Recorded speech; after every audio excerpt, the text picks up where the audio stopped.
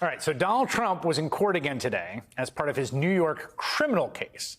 And because it is nearly impossible, frankly, to keep track, this is the case about the criminal election interference conspiracy Trump participated in to get himself elected the first time back in 2016.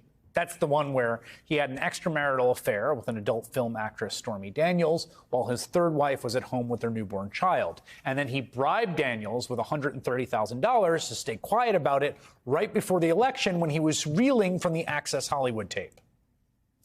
Trump is now facing 34 criminal counts as a result in New York court. His trial will begin in little over a month on March 25th. And you know, as we know, that's just the tip of the iceberg when it comes to his legal woes. I mean, I don't think it's an overstatement to say there's not a single person on the planet right now, possibly, who is under more legal pressure than this man. One of the things we are seeing develop is that his approach to all of this is endless delay, delay, delay. And that can actually be a pretty effective and serious legal strategy. There is a reason that most criminal defendants and litigants do not pursue it. All of this lawyering costs a shocking amount of money. Think about this, right? Right now, Trump is paying for lawyers in the New York criminal Stormy Daniels trial and the New York state civil fraud trial, which is threatening the Trump organization with the corporate death penalty, as well as his second New York civil fraud trial in which he was found liable for defaming writer E. Jean Carroll. It's not a civil fraud trial, civil trial. Liable for defaming writer E. Jean Carroll for the second time after a previous civil trial where he was also found liable for sexually abusing her. The ex-president now needs to pay her $83 million, a verdict that he has pledged to appeal, but he's unlikely to prevail. That's just one bucket, okay? The ex-president is also paying for lawyers in special counsel Jack Smith's federal 2020 election interference case, and not just for the case, you know, the trial case, but his subsequent appeal all the way to the Supreme Court to get it thrown out on bogus immunity grounds. Not only that, he's got lawyers defending him in the Colorado case. Remember, that's the one that's trying to get him disqualified from the ballot under Section 3 of the 14th Amendment. He's also appealing that. His lawyers just argued in front of the Supreme Court. That's expensive lawyering. Then there is Jack Smith's other federal criminal case stemming from, remember this, Trump's basically outright theft of classified documents, and the other election interference case, the racketeering charges in Fulton County, Georgia. And to be clear, there's likely some overlap in these cases, but we don't know exactly how many attorneys currently represent the ex-president. We know there are a lot of them, and that there are lots and lots of billable hours costing lots and lots and lots of money. In fact, last year alone, Trump spent over $52 million just on legal fees, according to one analysis. Now, we know that, we kind of know it, because Trump is not actually footing the bill himself. He has been raising huge amounts of money through his fundraising apparatus, crowdsourcing a kind of legal slush fund from basically the devoted MAGA grandparents of America.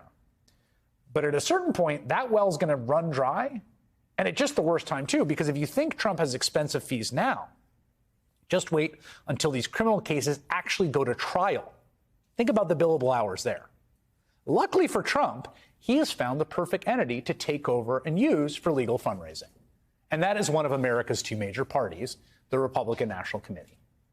You may have seen the recent news that despite her embarrassing and ethically degrading fealty to Donald Trump, Ronna Romney McDaniel is set to be effectively kicked out of her position as head of the RNC. It looks like she is going to be replaced by some diehard Trump loyalists, including his longtime supporter Michael Whatley, currently the head of the North Carolina Republican Party, Chris LaCivita, a longtime Republican operative who's current second in command on Trump's campaign, and Trump's own daughter-in-law and former Fox News pundit, Lara Trump. And they are not hiding in any way what the takeover means. If I am elected to this position, I can assure you there will not be any more $70,000 or whatever exorbitant amount of money it was spent on flowers. Every single penny will go to the number one and the only job of the RNC. That is electing Donald J. Trump as president of the United States. The only job of the RNC. That is electing Donald J. Trump as president of the United States. There you have it, straight from the woman named Trump, who's about to co-chair the committee. The RNC is about to become Republican in name only, funding all that donated money to pay for Trump trials around the country instead of elections. And they all know it. As Political reports, quote, I love this line, several senior Republican officials are concerned Donald Trump's expected takeover of the RNC will ultimately pave the way for the committee to once again cover his legal bills. Joining me now is someone who knows a thing or two about this, former RNC chair Michael Steele, host of the new show The Weekend, alongside my friend Alicia Menendez and Simone Sanders. It's Saturday and Sunday morning right here on MSNBC, and it's excellent viewing. Good to have you here, Michael. Thank you, my friends. You guys are doing great work. I'm loving it. Thank you, man. Appreciate it. Okay. So my understanding is they've already paid a bunch of his legal bills in the past, but they kind of made a distinction between what they would and wouldn't pay, basically.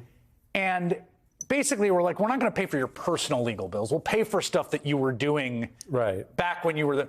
But it seems that, like, if he controls the committee, he can just get him to pay for anything.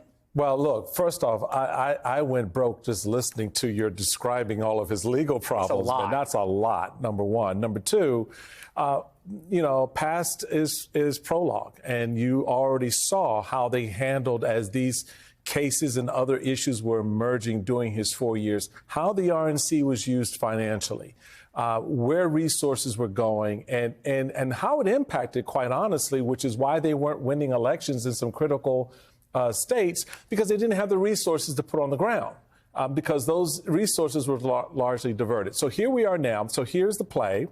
If I want to take something over, what do?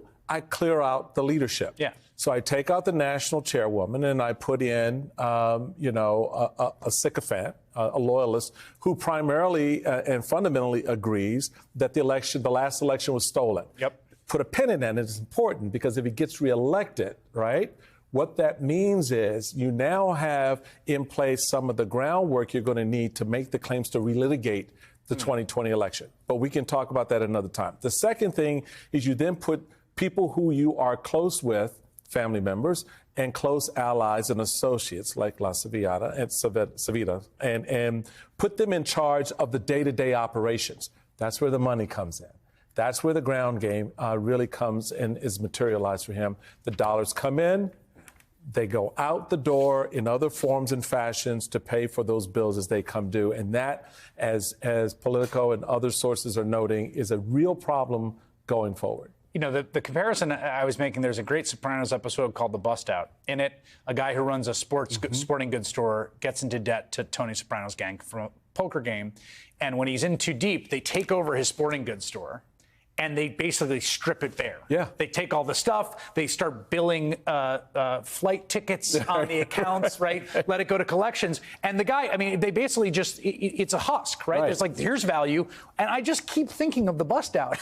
When I'm thinking this, like, this is the RNC, man, and they're going to have their hands over it. And he needs lots of money to keep this legal situation going. And you've already seen some of the impacts coming into this, Chris, because what did the RNC report at the end of 2023? $8 million in the bank, cash on hand, going into a presidential cycle. One of the two major national parties in America. $8 million. Now, the reality of that is that number is fine if you just come off of an election cycle where you've had to spend a lot of money, right? But you aren't. It's 2023. 2023. And not only that number is an $8 million number you have in January coming off of the 22 cycle, not in December. Right. A year after that cycle is over. So you're already seeing some problems internally with the ability to raise money. And now you're going to couple that whatever you do raise is already accounted for Trump.